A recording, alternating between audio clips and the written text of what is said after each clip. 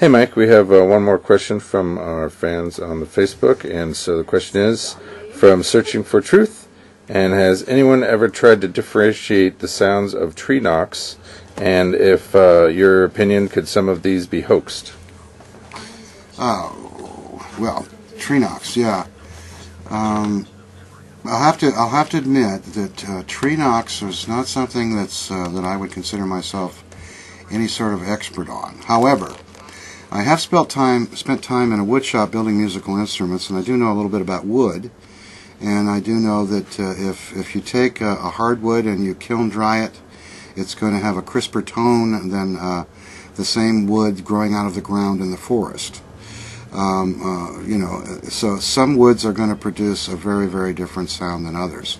As far as people analyzing this, I'm not aware of anybody doing any kind of official study. I'm sure that inveterate Bigfooters that are going out in the woods frequently have their favorite baseball bat or wood block or something they use to create a tree knock. I know that Bart Catino uses a little wood block thing that was actually made for playing music as a percussion instrument.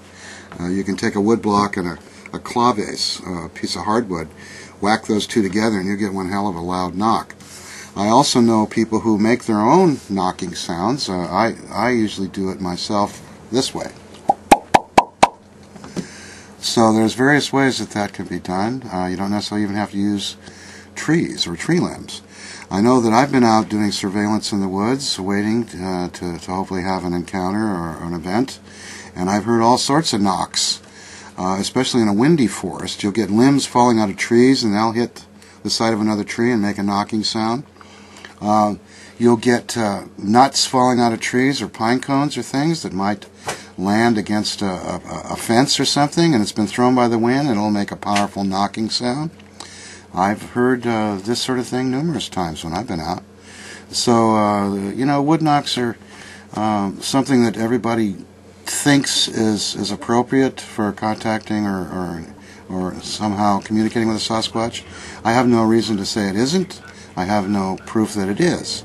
And like I say, I make the noises sometimes myself. And I will tell you that when you make a noise in the middle of the night, if there are many animals around, chances are that one or another of them is going to respond to you. And sometimes that's all it takes to get the ball rolling and a whole lot of sounds coming out of the woods.